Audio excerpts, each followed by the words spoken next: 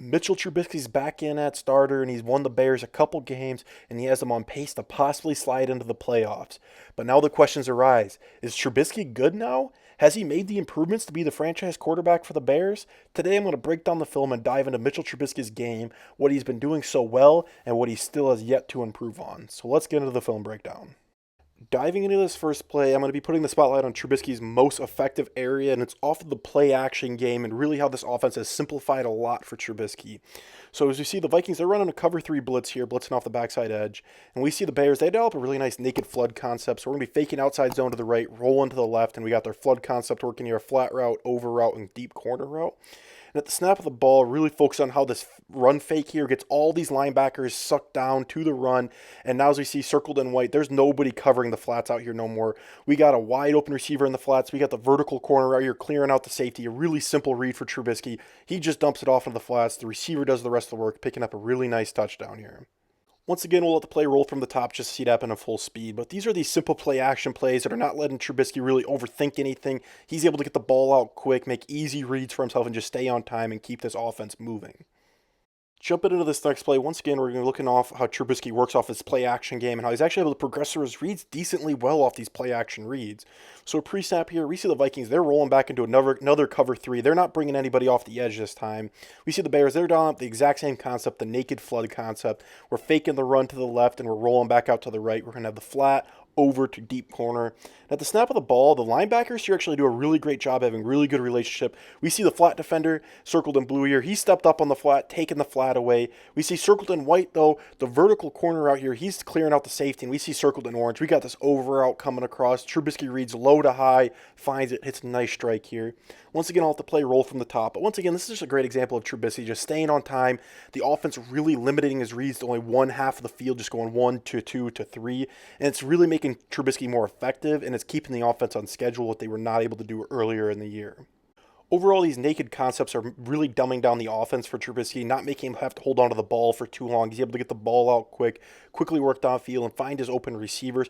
Also, there's times where even when the defense plays it perfectly, Trubisky is a lot more athletic than a guy like Nick Foles. So even when the defense plays it perfectly, Trubisky can find the running lanes and kind of gash defenses by tucking in and running it. Overall, it's a really simplified offense for Trubisky, and it's just really making his offense stay on schedule, and it's opening a lot of other things. For an example, in this next play, when they actually do hand the ball off, we're going to see some huge run creases form due to the play action game and how effective they are at running these naked flood concepts. So getting into this next play here, we see that they're going to be actually handing off the outside zone this time instead of faking it. So we got a couple reach blocks here, and they're going to be climbing to the second level. But I really want to focus on these backside defenders here, the backside defensive end and the backside linebacker. At the snap of the ball, look how these defenders are affected just by the risk of the naked action here. Look, the defensive end steps upfield at Trubisky, expecting him to roll out. With him leaving his assignment here, now we got a cutback lane creasing here. And with this backside linebacker, him so focused on the tight end motioning back across the formation, he's held out. And now look, there's nobody to play the cutback. David Montgomery sees it. He puts his foot on the ground, picks up a nice gain. Once again, this is just a domino effect of being so productive off of your naked concepts that it's not opening stuff just in the passing game, but it's also opening stuff in the run game, just keeping the offense on schedule once again. Once again, this play action scheme here, getting him outside of the pocket, really reading only one half of the field, is definitely seeing him have a lot of production and finding open receivers. But the issues start to arise when the defenses actually play it perfectly, and especially in a scheme like this, it can be predictable. So we see here the Vikings, they're dropping back into another cover 3. We're going to be running this naked concept once again. We're going to be faking the outside zone to the left, and we're going to be rolling back out to the right. We're going to have 2 over routes here by the tight end, and we're going to have the vertical clear out by the double move at the top of the screen. At the snap of the ball, look at the linebackers. Look how they sink, get really good depth. They take away both the over routes here. So you see here, we got someone stepped up in the flats to take away the first over route, and now we got circled in white here. Look at this backer. He's stuck on the second over route. It's covered. Trubisky, though, in true fashion, takes a shot there, is very lucky he doesn't cause a turnover for his team. As he flipped to the tight view, this is a really good shot. Just look how covered it is. The linebacker is on this like glue. He's not coming open. Trubisky's lucky it's not picked off. Once again, I'll let this play roll from the top, but these are the issues that Trubisky has with forcing balls in unnecessary windows, and as we get into his dropback game, we're going to see other issues arise. Overall, this new play calling and just kind of get him outside of the pocket, only reading one half of the field, is really helping Trubisky stay on time with his reads. There's no doubt about it. But to be a successful team and actually win games, you need to have a dropback game. So jumping into this next section, I really want to take a deep dive into Trubisky's dropback game and where his issues still lie at. putting the spotlight on some of the positive things Trubisky's done, let's take a look at this next play. We got a cover 3 by the Vikings. We see the Bears. They're going to be calling a pretty nice route combo to beat this. We got these 2 curl routes here, just kind of working and trying to find a space in between the zones here. We got the clear out by this go route at the top of the screen. At the snap of the ball, really focus on these 2 curl routes working to the sticks here. See how there's spacing that they're going to find here. There's going to be a window. Trubisky sees it really fast. He doesn't overthink it. He throws the shot in there, picks up a good first down. This may seem like a little play, but it's a big step for Trubisky, not holding on to the ball too long, picking up yards, moving the chains for the offense, keeping them in rhythm. Taking a look at this next play, once again, we're going to put the spotlight on some positives we've seen, and this time it's going to be looking at how Trubisky's able to understand what he sees the defense is throwing at him. So pre-snap, we got a cover 1 blitz here, and the Bears are going to be running this little route concept, working this 3-yard hitch here by the tight end. We're going to have this flare out by the running back out of the backfield. And as we see at the snap of the ball, look at what Trubisky sees. He sees the linebacker come. He sees the safety vacate out of this space to flare out to the running back.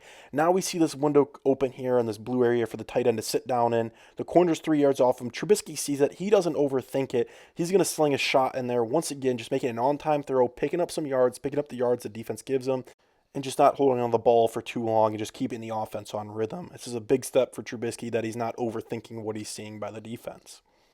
So we've highlighted a lot of the positives we've seen in Trubisky's dropback game and where he's improved. But now let's flip the gears and take the spotlight on some of the negatives that really leave you wondering, what the hell are you thinking, Trubisky? So pre-snap here, we got a cover 4 look by the Minnesota Vikings, and the Bears are going to develop a pretty nice concept to beat this. We're going to be working this vertical seam route by the tight end, just kind of clear out some room here. And we got these 2 hitch routes here, just trying to sit underneath and find space in between the underneath zones. And at the snap of the ball, really keep your eye on the innermost hitch route here. Look how it's covered. He runs. He's covered by the middle linebacker, circled in white. And Trubisky, though, he gets stuck on this read. He's just staring this down. And instead, if he would just progress his reads out, look at here. This outside route, coming wide open, circled in orange, would be picking up a first down and a third down situation, moving them into the red zone. Instead, though, Trubisky throws a shot into a completely covered route. As we flip to the tight view, it's a better look. Look at this. It's completely covered. We see outside, circled in orange. We got a receiver wide open for a first down, getting them down to the 19-yard line. Instead, Trubisky throws a shot into a window that's just not there. And it really leaves you wondering, what the hell is he thinking? Overall, Trubisky has the arm talent. He has the accuracy to be a franchise quarterback, but these negatives are going to hold him back. The inability to progress through his reads consistently, the inability for him to really understand what the defense is throwing at him consistently holds him back. Don't get me wrong, he's taken a step in the right direction these last couple weeks coming back in as a starter of really understanding what the defense is throwing at him, but it's just he's not getting through it enough. He's not doing it consistently. That's a big thing I'm looking at Trubisky for these last 3 weeks of the year is, can he do it consistently? If he can really start chipping away at it and being consistent, I'll say maybe he can be a franchise quarterback still.